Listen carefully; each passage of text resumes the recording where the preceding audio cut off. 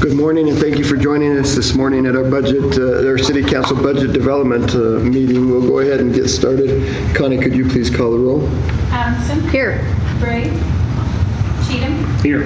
Johnston. Here. Lur. Here. Manon. Here. Black. Here. Thank you. We'll jump down to agenda item number 2 is the fiscal year 2019 budget development overview. And with that, we're going to just turn the time over to Ashley, and you're going to kind of run the meeting from here out. All right. Good morning, Mayor and Council. Ashley Welsh, Senior Accountant. We're going to start going over revenue estimates this morning so that we can get those built into the budget and kind of have a better idea of where we're sitting overall.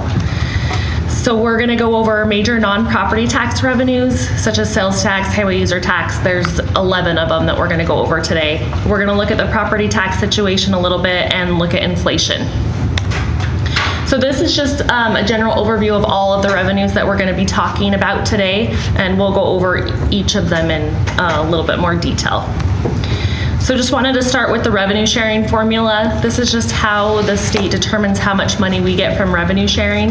It is something that they are looking at potentially changing, but for FY19 it is currently the same as it has been in previous years.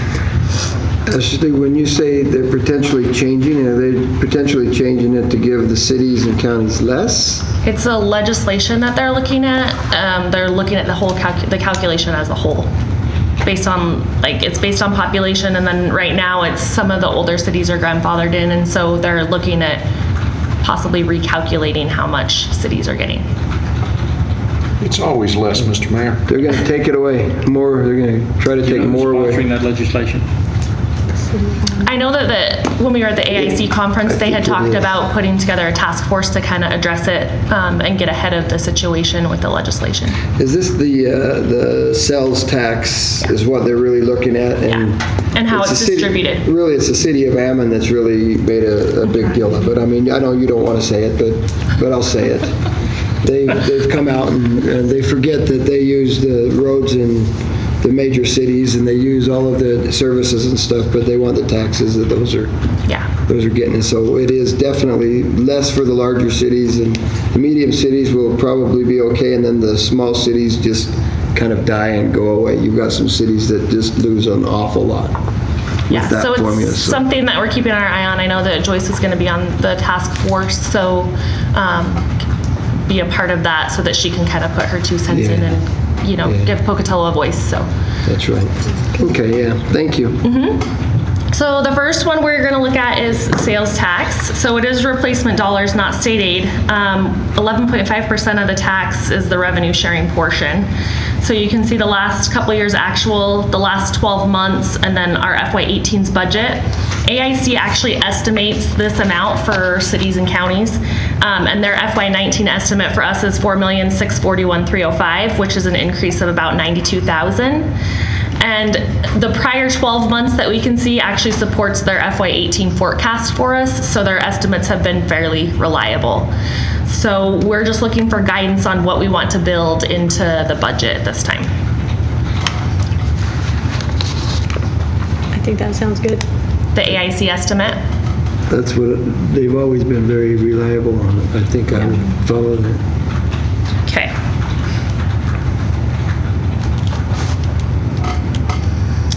We also get highway user money, so we get a local portion of the 32-cent gas and registration fees. There's also a portion to counties and highway districts, and then we get a portion based on population. We also get money from county road and bridge too, which we'll go over a little bit later. So you can see the history on the highway user. There was the 7-cent increase in July of 2015, so you can kind of see that big jump there. The prior 12 months, we are actually realizing an excess of budget of about $81,000, and the AIC estimate for 19 is $2,576,000, which is pretty close to what we've been getting over the prior 12 months. So do you guys want to go with the AIC estimate on the highway user also? Yes. Okay. You know what? Should we round it though? We like round numbers. Do you want me to round them?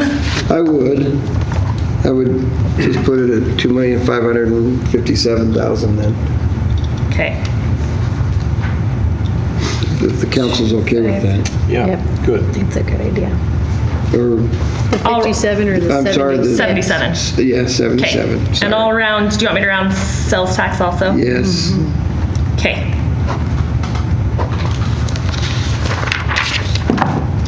Okay, so next is Bannock County Road and Bridge. This is remitted to the city through the Bannock County property tax remittance. Bannock County controls the amount levied for this revenue.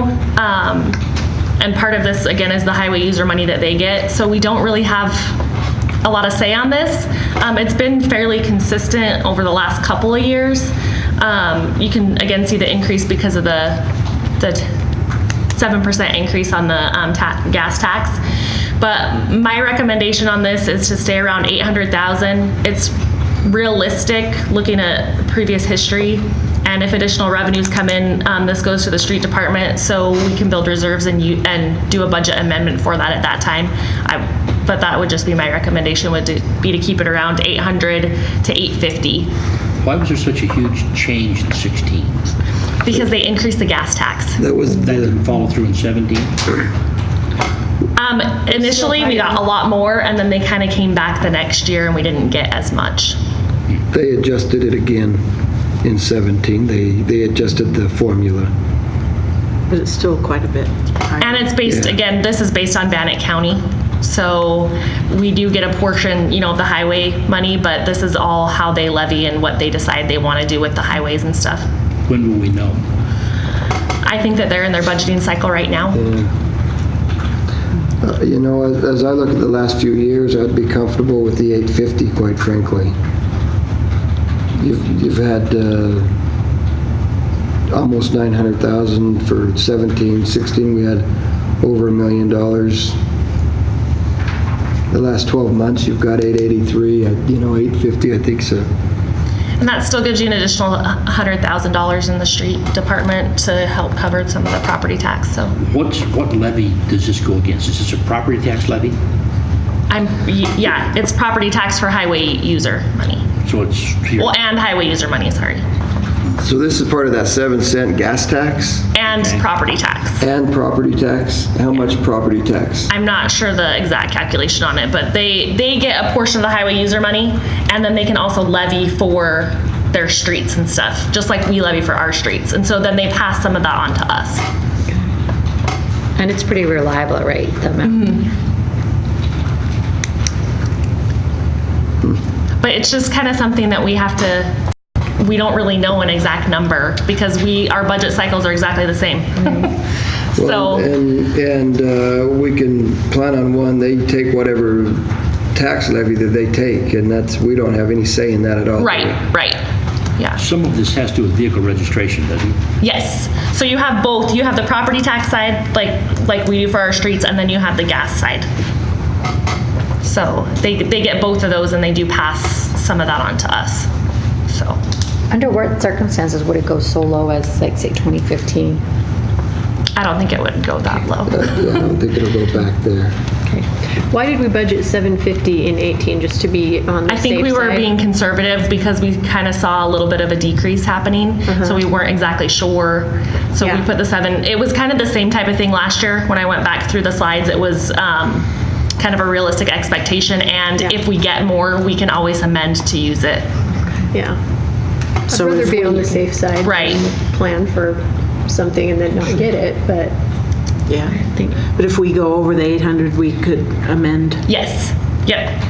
And we have. So I'm sure Tom couldn't use any extra money. yeah, he probably can't. I know. Yeah, so there's, I mean, I guess I would be on the conservative side because you are looking at property tax dollars. So you don't want to, cut them really short, but I think 850 would be a pretty good estimate for that. And if anything What are your comes, thoughts? this one's a hard one. I'd rather go 8.25. I don't know if I'm going to go all the way to 8. Well, we could go. I'm comfortable at 800, and I'm comfortable at 850, and anywhere in between, quite frankly. So, if you're more comfortable at 800, then that's. I think if we set it at that at this point, that's not something that's cast in stone yet, No. right? We're gonna build it into the budget, so Right. it'll basically determine how much property tax dollars street needs to function based on what they have budgeted for the We year. could go back and bump that down the road if we were comfortable. At the next meeting, Saw yeah. need. Yep. Yeah, if we see a need, we could. And we can always do a budget amendment in the fiscal year, so Yeah. that's always an option if we get more revenue. I'm for 850. Well, I've got 8 1/4, and then I've got an 850. Do we rate 75, 875? What are you comfortable with, Linda? I'm feeling like being conservative and going with 8. So I got 8, 825, and 850. I would go 8 or 825. I don't know if I Yeah. want to go all the way to 850. Okay. I'm on the conservative side. 800 is fine. I'm the most liberal person. You and I both, I was 850 too, so I'm okay with 800. Well, I like their suggestion. I mean, Let's try 800, and if we get more, then we'll go up. I mean, I like that it can be adjusted. Yeah, and if we get more, we can always Right. adjust it or build reserves for future projects. So, Yeah, I mean, I like that. Yeah. there's always that option. It's just, I don't know, I like to be more on the conservative side, especially for the property taxes, so. Okay, moving on to building permits. Building permit numbers are slightly up, but the valuation has remained steady over the last few years. We have had a couple of bigger projects over the last couple years. There aren't really any expected large projects at this time. I did talk to Lynn, he said that the residential permits are up, but it takes a lot of residential permits to cover those big projects. So as of right now, the prior 12 months, we're at about $550,000 in permit revenue. We budgeted for $675,000. This one, I would just recommend staying with the $675,000 to be conservative. If additional money comes in, it does go to build general fund reserves or to cover anything in the general fund. We are pretty close to our reserve balance in there. But to make sure that the other services are covered, I would try to stay more conservative on this one. It's just kind of something that we don't really know at this point. But there aren't any big projects that we have heard of that are coming in for the next fiscal year or that we've seen, so. Outside of maybe Northgate. That's pretty much going to be residential to begin with.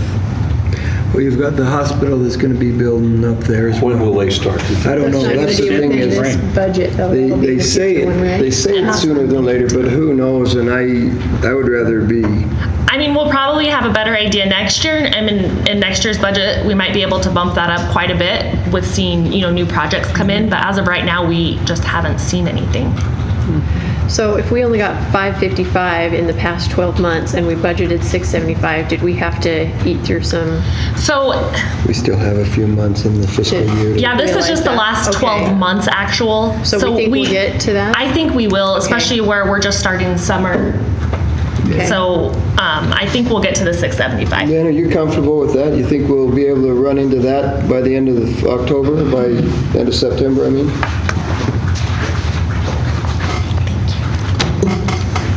Lynn Transtrom, I'm the building official with the city. Again, I haven't heard of any major projects coming, but from where I see it trending, we're up about 12% on things that are coming through from 2017 to 2018 in the same time period. I think that we're going to be fine on sticking with that number that we've got of the. That's what I would do. Okay. We're good with the 675? Yep. Okay. We'll bet on Lynn, 675? Thank you, Lynn.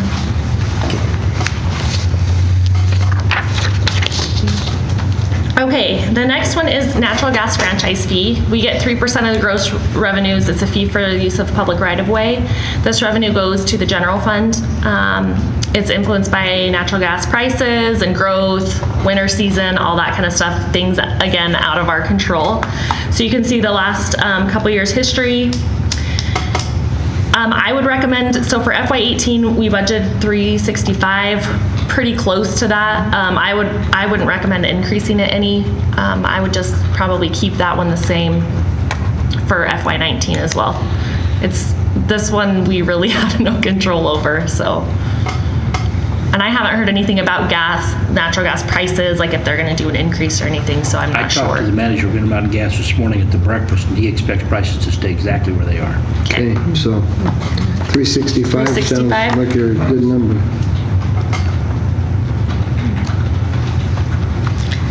Okay, the next one is state liquor tax.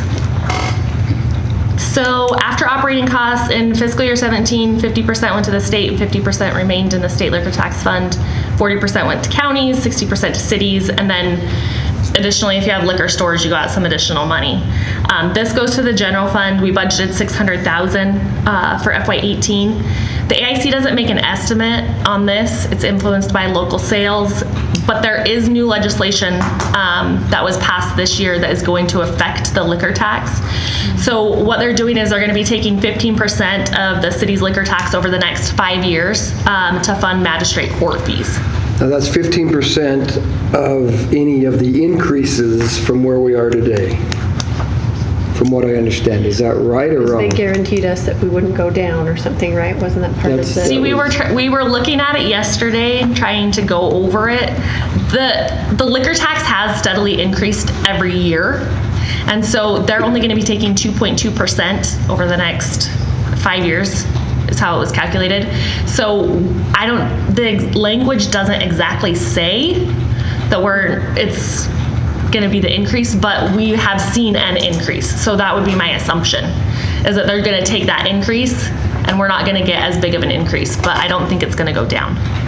There was a letter from AIC that had numbers in it projected for various cities.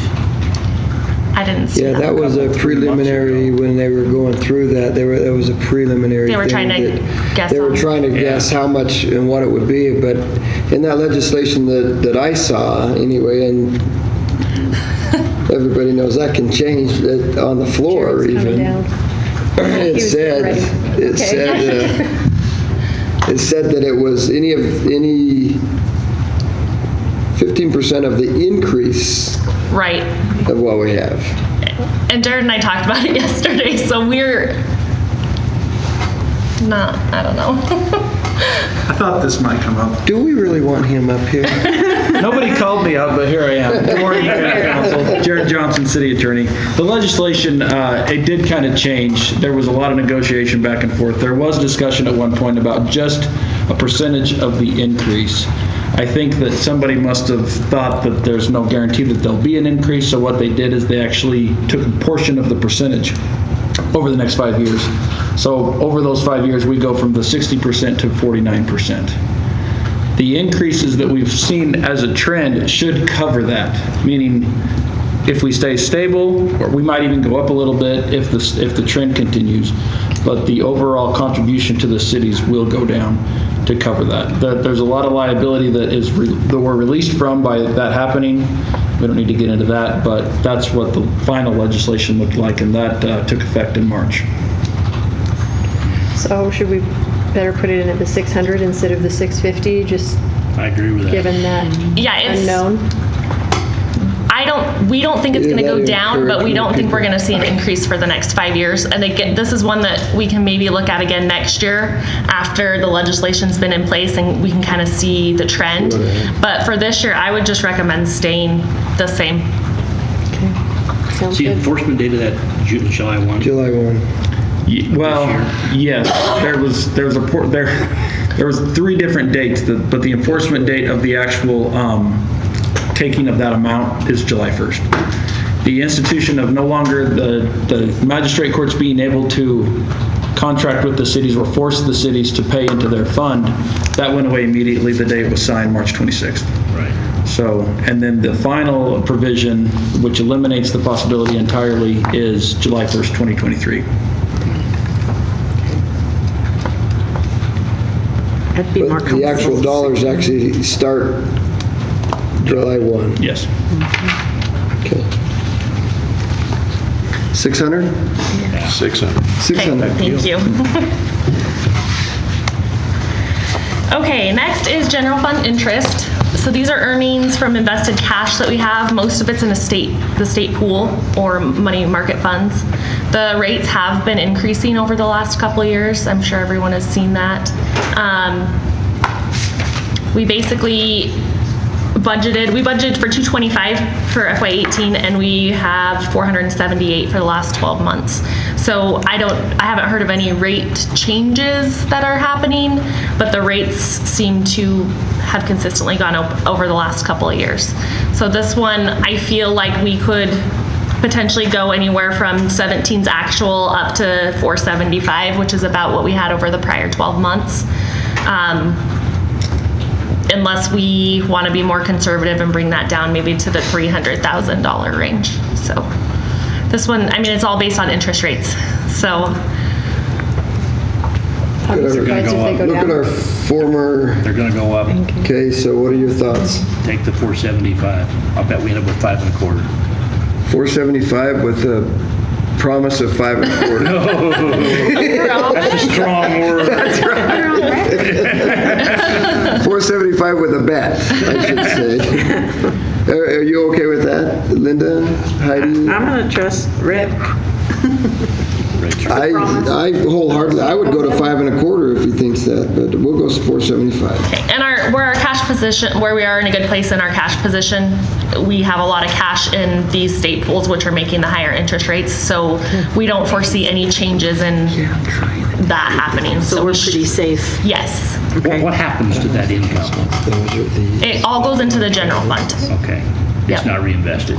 It is reinvested, but the interest is, we count it as general fund income. But we just keep everything in that pool. Okay. So, okay, 475. Okay, next we have cable franchise fees. So this is 5% of gross earnings. It used to go to video services. We are now going to move it to the general fund since we're moving that department over. You can see the trend has been going downward over the last few years. We have received about $213,000 in the last 12 months. They've gone down and they average about $53,000 a quarter. This one isn't, I would probably go around the 200,000. It seems like it's been steadily going down, and I'm not thinking that trend is gonna change. Agree. Well, you look, it's just gone down $20-ish thousand a year anyway. Yeah. so. Yep. You guys good with the 200? 200, or should we go? 200 seems reasonable. 200. Okay.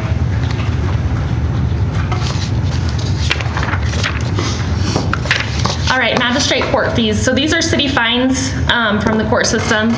We send these to police department in the general fund. These are based on collections of court fines. So it's based on the collection issues, number of citations, and then it's also based on people paying those citations. So we were actually pretty low, 224 over the last 12 months. We budgeted for 243, 525. I would recommend staying about the 225, what we are over the past 12 months, because this one again is just if people decide to pay those citations or not, or how many citations we issue. So it's kind of out of our hands as far as being able to collect it. Are there a lot of unpaid debt there? I'm not sure if there's a lot, but I imagine that there is. I think they collect pretty much all of it, but it's just a slow collection. You know, when you get in trouble and you can make payments to the court, it's $1 a month or whatever. Tedious process. And So I mean, we've been consistently over the 200,000, so I think the 225 would be pretty conservative, but I would think about dropping the 18's budget down a little bit just to be safe. Jim, your thoughts? I'm not going to get any speeding tickets, so You're not going to contribute. Let's hope everyone follows I along. always set a goal to contribute a little bit anyway. That's not true. So 225, Bina? I think 200 to 225 is fine. Yeah, I'd go on the lower end. Yeah. 200? I'm hoping our citizens. I'd go 225. 225 is fine. And don't break laws. I'm 225. I wouldn't go any higher. 225? 225. 25? Okay. Next, we have the electric franchise fee. This is 1% of gross revenues, again, fee for use of right-of-way. We moved this to general fund starting in fiscal year 17. Revenues have remained consistent since 2014. I would recommend staying with the prior month, or the prior 12 months, which is about 450, also what we got in 2017 actual, so increasing the FY18's budget by about 10,000. Now, Idaho Power had a reduction in fees. Would that impact us? It would. They actually got a reduction from the They did. Public Utilities Commission, so that would certainly be- wouldn't go any higher than that. And we can keep it at the 440 if you feel more comfortable with that, instead of increasing it this year, just keeping it the same as last year, knowing that they have a decrease in fees, or we could even go less. I think the 450 or 440 is probably a wiser way to go. Okay, Agreed. that sounds good. 440. Just keep it the flat. Okay.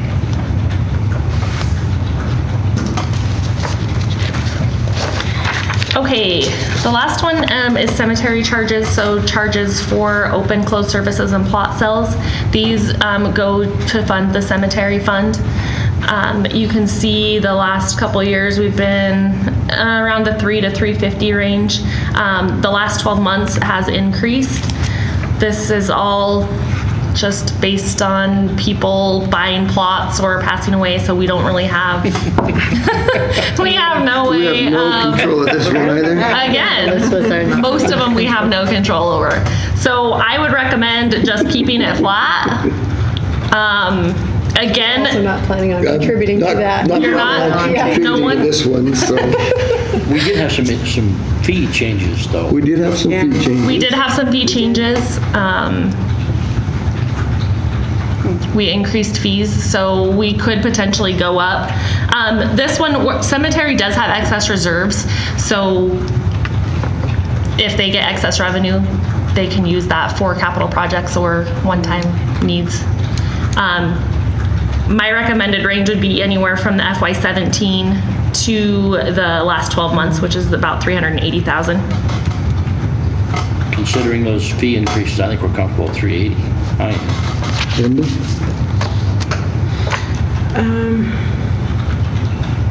Yeah, we did increase things. I'd go 370. Heidi? A scientific approach to a lot of these decisions. Where's the data on this? Where's the statistics on like what's the trend rate? Budget is 340, so. Yeah, I'm really good with anywhere in Ashley's range, that 365 Yeah, I am on. too. So if you want to do 370 or whatever. 380. 380. I'm good with that. 380. Good with 380? Venus thinking 380 is a good number too. Okay, so we will get all those built into the budget for next week. So we'll have a big picture of kind of where we're sitting as far as property tax goes and some of the decisions that need to be made if we want to add to or take away from the budget. I'm just going to go over property tax for the last few years. We did have an increase in valuation last year. It went up about 2.3%. As you can see over the last 5 years, it's been relatively flat. We're expecting the same for next year. Not expecting any big increase for the next tax year.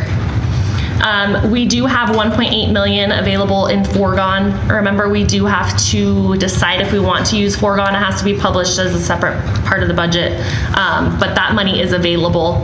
And the 3% for this year is 861,000. So if you do take the full 3%, that is the dollar value associated with that.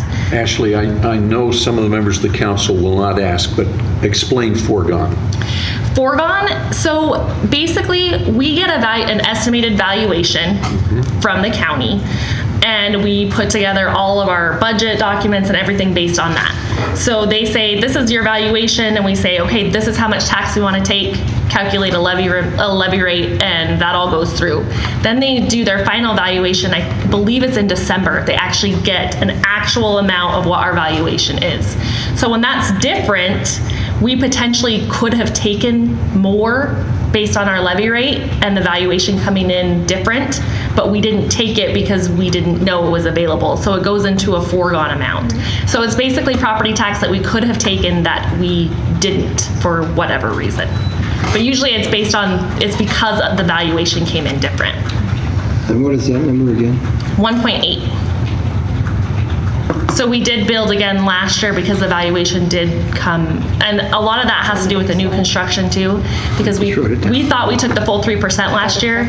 We actually took less than 2% because of how all the numbers rolled through when everything was said and done. So it's really hard to come up with an exact levy rate when you're moving with these like these numbers are just constantly moving and changing. So, but it is money that is available to us to take in property tax. New construction, normally we budget for around $220,000. Last year we received $320,000, so almost $100,000 difference from what we were expecting. These are the new construction valuations over the last 10 years or so. So you can see FY18, we had 28 million. I did talk to the county, and like I said, normally we budget for about 20 million, which is about 222,000. She did say, you know, preliminary numbers, of course, these aren't final. They still have to go to the to the board. They can still get exemptions, and that can change.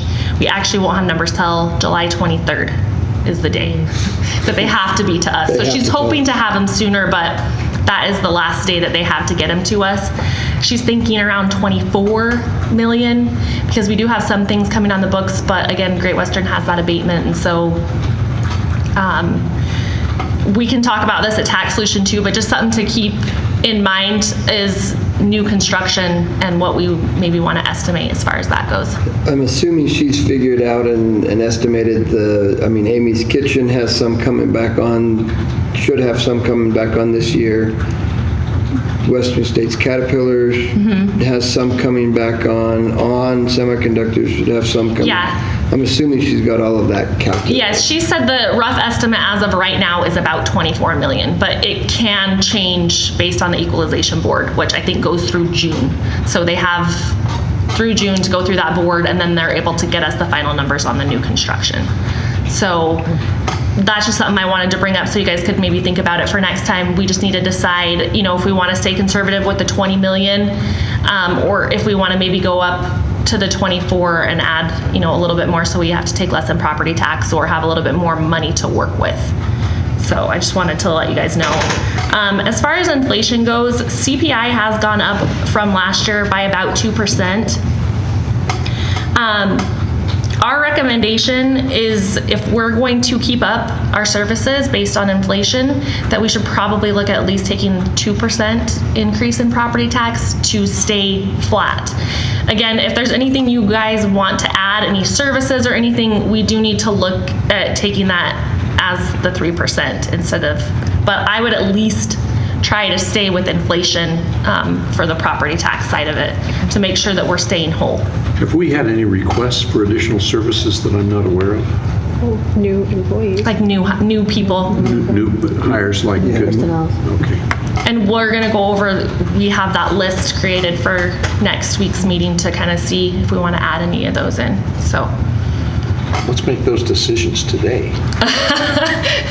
This is a good group. They're very cooperative. That's right.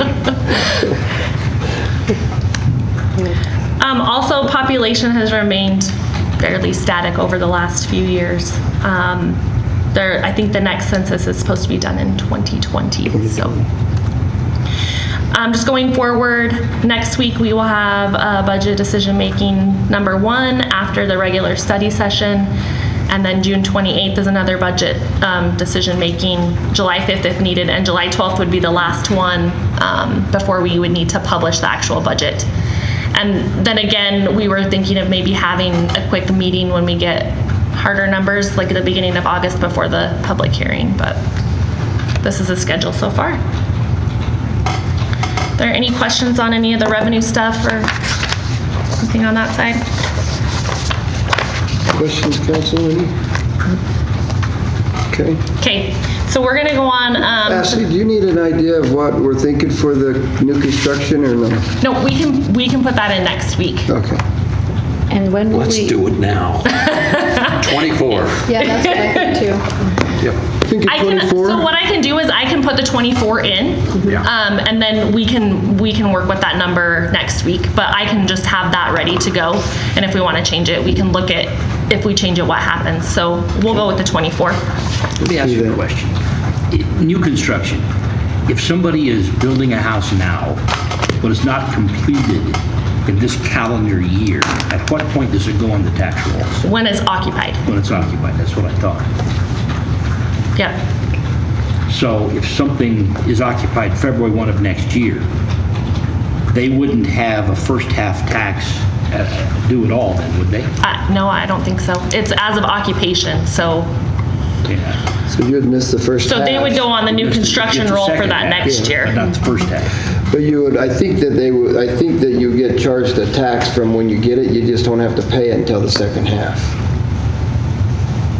So you can't build and say, all right, I'm out of the loop and I get a free tax for 6 months or 5 months. I think you get backed up to the day you start it. You just don't pay it until the... We pay in arrears. Yeah. So what happens if a house isn't occupied? When somebody builds it, it's complete, it's ready to go. I don't think that It's not lived in. I don't think it's on the tax rolls. Well, it's their It's certificate the bare of ground. occupancy. Yeah. When it's on. They get taxed on the land, right? Yeah. But not the actual property Yep. itself. Okay, thank you. You're welcome. Okay, so we are going to go over a 5-year capital improvement plan. We're mainly going to focus on fiscal year 19. This is something new for this year, so it's kind of been trial and error. So I'm gonna go over this with you guys and ask for input for maybe some things that you would like to see next year. So we're gonna go over what a capital improvement plan is, and mainly the reason that we're doing this is when we redid the budget last year, they really focused on planning and financial planning. And one thing that Joyce and I had talked about that we would like maybe the council to look at, possibly in maybe the end of the summer, beginning of fall, is to look at creating a strategic plan for the city as a whole. The last one we had was in 2006.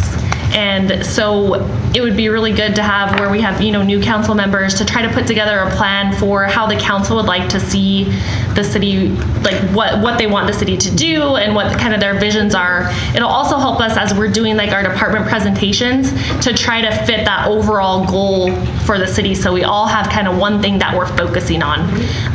So that is something that when I was putting the budget together and looking at other cities' budgets, that's a lot of them have, especially, if you look at Boise's budget, they have like this huge strategic plan, and they're able to tie like every department to it and what that department does to contribute to that overall plan. So that is definitely something that if you guys have a chance to maybe get together and look at, I think that it would be extremely beneficial for the city, especially in the long run and for financial planning in the future to try to get everything running smoother. So we're going to look at what a capital plan is, the benefits of a capital plan, how we develop this year's capital plan. I'm going to present what projects are proposed for FY19, and then just kind of show you how we're going to implement that. So our overall goal is to create a comprehensive capital plan that's used by you, the decision makers, to guide capital investments and to make the best use of all the limited resources that we have at the city. We also want to make sure that we are providing the community with facilities that function well and they contribute to the overall attractiveness of the city of Pocatello and keep public health and safety of the city in mind. So a capital plan is a multi-year plan. We're looking at a 5-year period. That's something that I felt was easier for us to look at. Some cities go to 10 years, but I feel, we're kind of in a growing stage right now potentially. So 5 years is probably something good to look at. It's a meaningful tool for planning and decision making. It's essential to plan sound infrastructure, make sure that the money that we're putting in the city, we're making sure that we're taking care of our assets and that they're getting maintained like they should be. So we also include funding amounts anticipated, and we're able to potentially find different financial options to fund these projects. And we are looking at addressing the highest priorities that the city has. So some of the benefits are fiscal sustainability. We're able to preserve our existing infrastructure and able to have a long-term plan to align our needs with our resources as we see them available.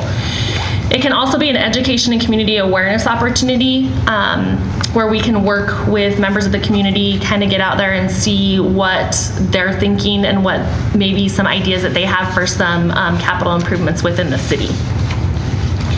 So basically what we do is we get capital needs assessment from departments.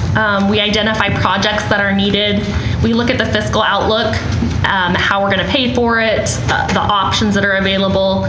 We try to prioritize those programs, and then we look at implementation. So how we focused on this is we tasked city departments. They're tracking their capital needs so they kind of know what they have, what they're needing, and they submitted a request to finance. Finance looked at all of those, we prioritized them, and we try to put them into a capital budget to present to you. And we're also going to start monitoring these projects, and hopefully we can create like a quarterly statement or something showing, you know, if they've started, how much money they have, just to kind of keep a better track of the big projects that we have going on. And so then the city council will approve the annual capital budget as part of the budgeting process. So we did some evaluation criteria. We tried to develop a list of priorities that we felt were important to the city to have a successful capital plan. Basically, we looked at, is it legally mandated? Do we have to complete this project per legal mandate, kind of like the WPC stuff? Does it affect public health and safety? Is it taking care of our infrastructure? Does it encourage economic development? And does it have any impact on the city's finances? Most of the projects that we're looking at are costing us money. We're not making money from them, but there is always that there could be a potential project that could make the city money. I'm not sure what, but maybe there is. So we look at our asset inventory and the condition of our assets. We can also look at comprehensive plans, rate studies, all those kind of things to help us get an idea of what we're going to need, and also community engagement. Elected officials, departments, any, you know, if you guys see something, talk to departments to kind of, so we can try to put this plan together for what's important for everybody. So basically we just assess what we have, we analyze it, cost to build and maintain it, you know, decide what the best route to go, and then we adjust the capital plan and try to find funding for these things. So this is what we did this year. We put out on the internet a form. It just had like project title. They were explaining what the project was, what it was doing, and the costing of it, and then how they were thinking that this project could potentially be funded. So the departments were responsible for developing these and finding the cost and everything, the cost estimates on those, and justifying why they needed those. So what we included in our capital plan for the city is any items that are irregular, so like new projects, if we're getting a fixed asset and that has a useful life greater than 1 year and that is over $100,000. We felt like that was a good amount for us to look at least this first year going forward, is anything over 100,000. If it's under 100,000, we probably don't need to track it as much, but anything greater than that 100,000, we wanted to kind of keep our eye on and track those projects. So what's not included is the replacement of any vehicles and machinery, even if those are greater than 100,000. If it's a replacement of something we already have, we don't really want to put them in our capital improvement plan. If we're looking at getting, you know, new police cars or a new fire truck that's actually new to us, it would be included in this plan because it's a new asset. We're not replacing something that's old. So there's not a whole lot on this year's capital plan because, again, it does have the $100,000 threshold. Some of the funding sources that we look at, we can always take tax dollars. We can do debt, general obligation bonds or revenue bonds. These do require voter approval generally. We can look for grants, we can look for donations. We do have capital contingency dollars available.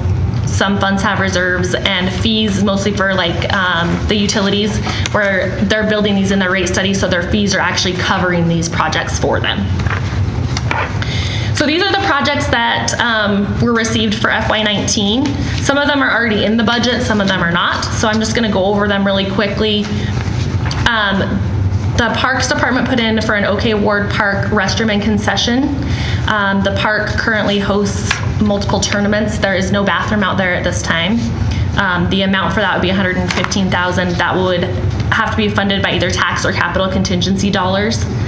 The fire station or the fire department. Ashley, that OK Ward Park, that we're talking about we're talking about the softball diamonds, Yes. not the front part of it Yes. where there is a bathrooms and stuff. We're talking about the softball. the backside of Yep. it. Yep. It is a long run from there to the. Yeah.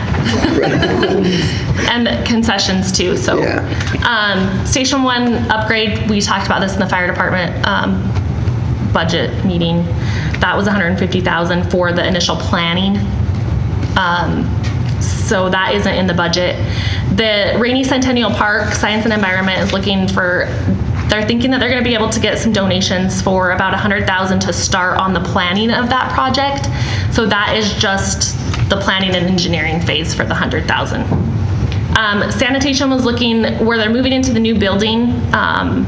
We're looking for some lean-tos to cover the trucks so that they don't, to keep the rocks away from them. So that was $100,000. That could be used for reserves. That one currently isn't in the budget. It was kind of a newer one that was brought up. Water has a new water line, $170,000. That one is already in the budget. And North Pocatello Well, $2.5 million. That one is currently in the budget. So it was part of the rate study. And then the WPC administration building is also in the rate study, and that one is the $2 million. So these were the projects that were submitted to us. We don't need to make any decisions on these today. We're just looking for some guidance on projects that aren't currently in the budget, which we can look at on tax solution. We just wanted to bring them to your attention to let you know that these projects are out there. Departments are, looking to see if we might be able to get some of these done next year.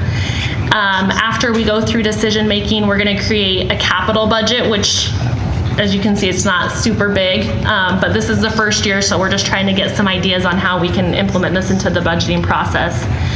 We also have some information for fiscal years 2020 to 2023. We're going to put those together as part of the budget document, and I think this year, where we have a new budget document that we started last year, we might go over it like we do with the CAFR with you guys, just to kind of show you the sections of it and where you can find stuff. But we're gonna have all this information there for informational purposes, so you can kind of start planning for next year or what projects we foresee happening in the future. So this. Ashley, is there an opportunity to have a discussion about any of these things in the future? Yes, so we can add these to tax solution. If you would like to. I'm looking for questions, comments. Like I said, this was the first year with Joyce being out. I tried to put it together myself. So if you guys have any insight as to how we want this process to work, I would be welcome to that. We talked, I think, last week or the week before about the WPC admin building. Yes. We talked a little bit about that, and I don't know if... So it is part of the rate study. Yeah, we know that. We weren't, there were a few of us that weren't sold on that, even if it was in the rate study. Yeah, so can we still use that for other things within WPC? I mean, is there going to be a time, I guess that's the question, is there going to be a time when we can actually talk about these individually or? Yeah. Is that time now? We can talk about it now. Okay. Like. Tom Kirkman, Deputy Public Works Director. I'm joined with Levi Adams from WPC. So I believe, and I'll try and get up to speed, the rate study called for the new administrative building, and it was put into the fee structure, the rate structure, and the $2 million is sitting there that is ready to be expended. So Levi might be able to talk a little bit more about the condition of that building, because I'm kind of a little bit removed from that. So the building itself, like I said last time, was originally it was the home for the superintendent that lived on premises back in the 50s when the plant was put in. It has been remodeled probably in the 70s is when they switched that over to an office building. It doesn't really work as an office building. We've made do with what is going on or with it. The problem is is the building itself is starting to become deteriorating. So if we do not build a new admin building, we would have to spend probably a good deal of money even just to remodel it to make it an office building. We don't have really any kind of a conference room to work in, and we also don't have any room for training. A lot of what WPC does is hold training for its employees as well as other wastewater operators throughout the state. So there's a lot of training that goes on at WPC, and we don't have any real facilities for that. So part of the admin building would also be a training center.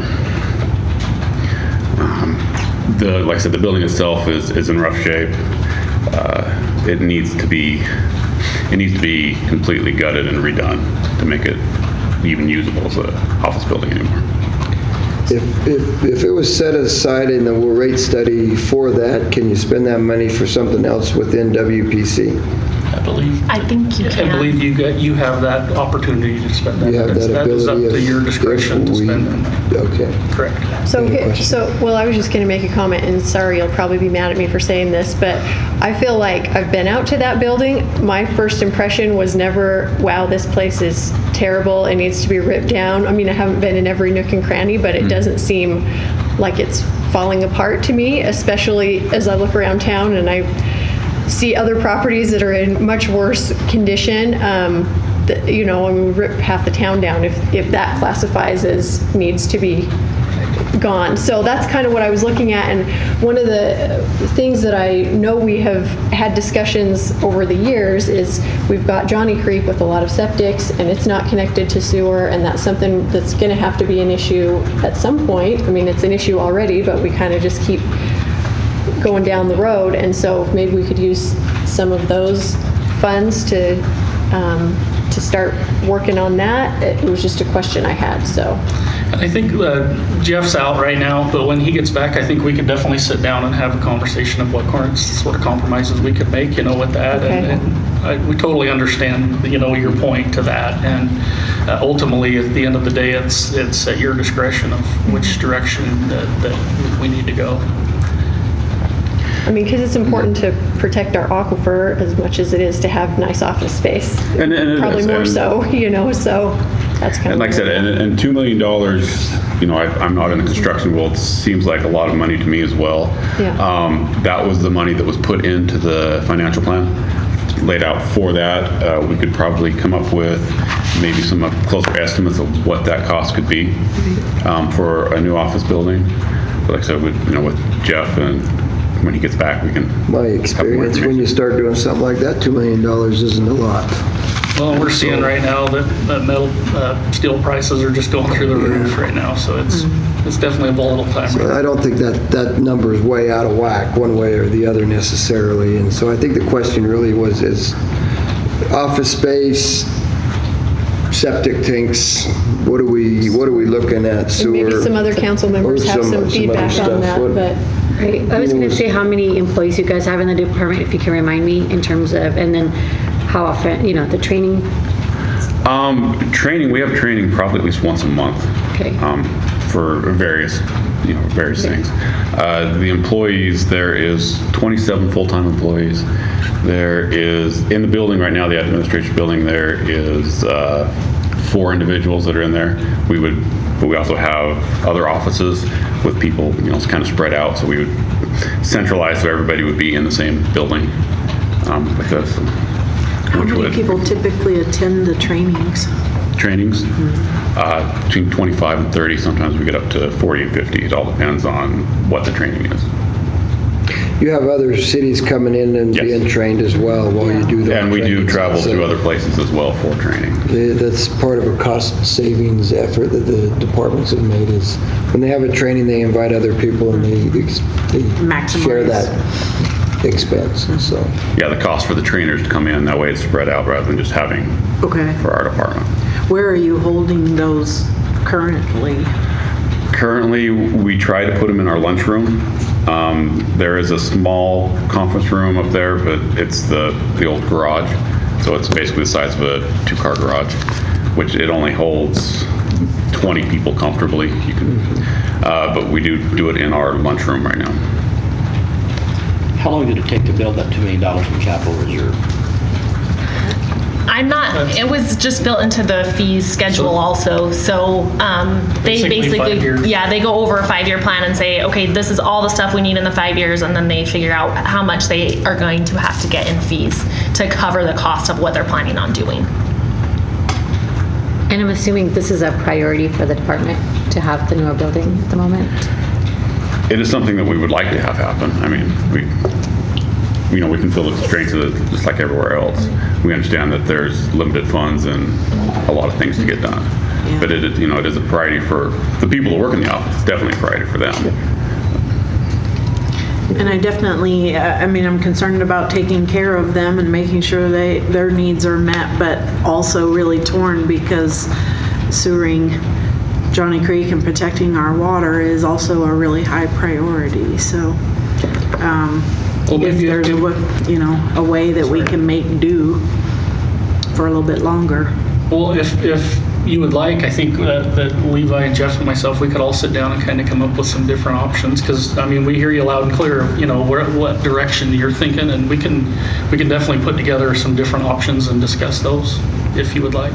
I think that's reasonable, and maybe we do build the admin building and move forward, and in the next rate study, we've got to be looking at this Johnnie Creek sewer and stuff like that, because we have another rate study coming up this year. Yeah. And the Johnnie Creek sewer, Levi can kick me if I'm wrong, it's going to be a pretty good lengthy process. So anytime we can get started on it, like Councilwoman Adams is saying, I think that would be definitely beneficial. So. And this money wouldn't certainly cover that project, but it might allow us to start a little bit sooner. I think we've been kicking that can down the road for quite some time. So. Absolutely. And I'm probably wrong, but I do believe I remember seeing that some money has been continually set aside and budgeted for Johnnie Creek for over the last, I'm not sure how many years, but I can't tell you where that money is or what is going on. Like I said, I'm new to this process. So that's part of the stuff that we can come talk to you. Let's take a look at that and see what that looks like. Okay. We're still, it's still in the budget, so whether we use it put it as a part of the capital plan itself, or just keep it as, a contingency for other projects, that's something that we can decide in the future. So. Do you guys have any preliminary plans as of now for the new idea of a building? No, we just put it in. Yeah, I think it's nothing has been, come in front of the council for an architect and all of that stuff. I think when the rate study was done, it was just based upon X amount of square feet for an estimate of what the cost would be. All right, and thank you. So then I have a question also on our, Brian, you might want to come up here.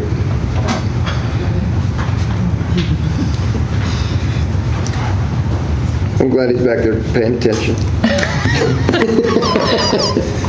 I got to give him a hard time. He taught me how to referee basketball. So. The question that I had was our sanitation lean-tos. They're not in the budget. We're not covering our trucks now. It's for the new building. It's for the new building. I understand that. It's for the new building. I get that. We don't have them covered now. Is it important to have them covered? It's going to be sitting out at the new building. It's going to be sitting on First Street, which gives public access to throw rocks. Out on the windshields on the trucks. No, Bannock Highway? No, it's on First, down by the railroad tracks, behind the CAT building, before we're going to move into. So we're going to park our trucks along the fence. Oh, you're going to park them on the back side there? Yeah.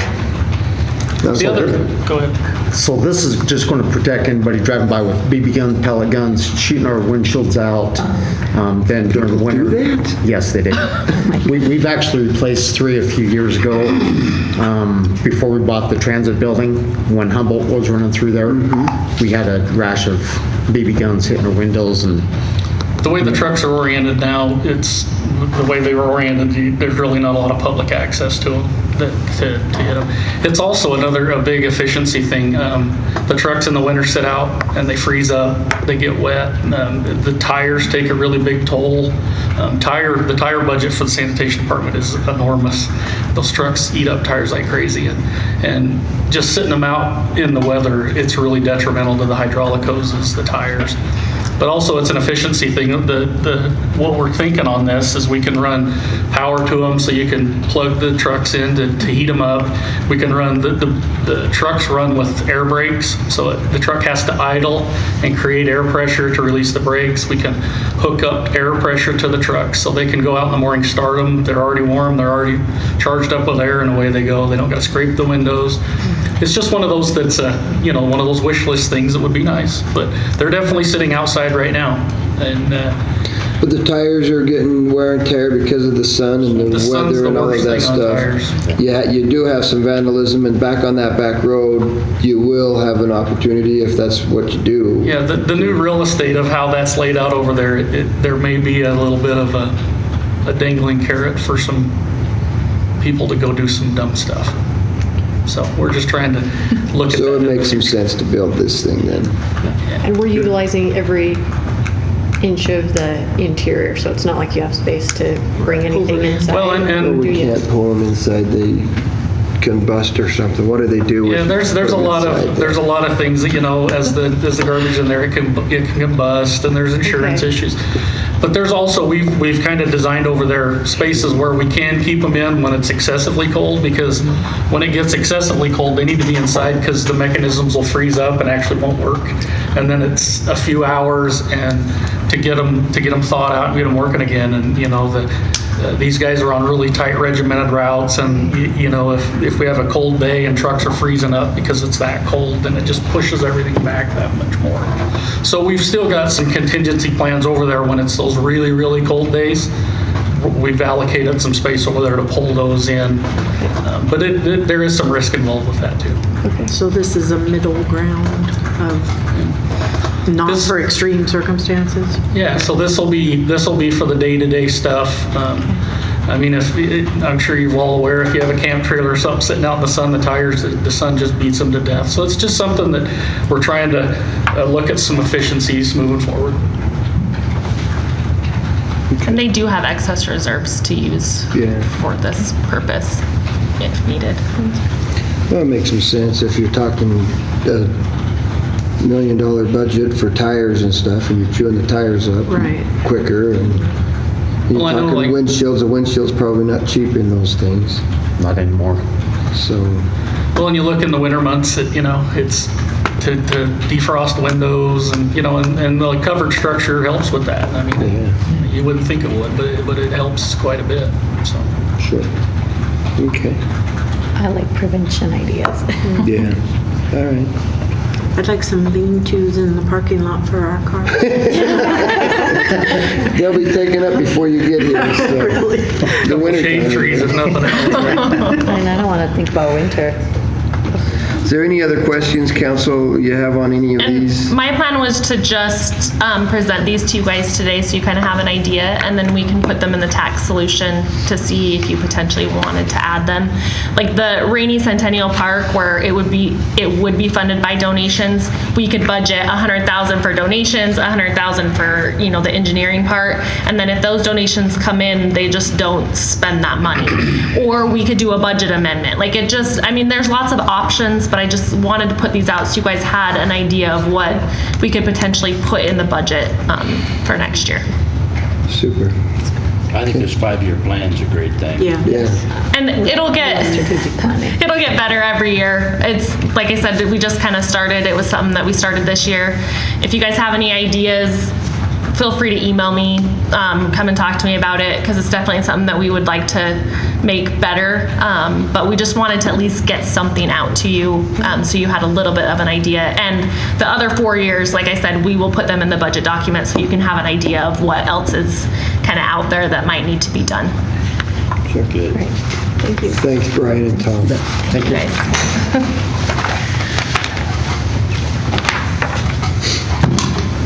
Okay, well, that's it. You guys don't have any other comments? Questions, council? Anything else? Good. Okay, you've been moving us through these pretty quick. Try. Super. Okay, thank you. Then we will adjourn this meeting, and we'll move into an executive session here in 5 minutes.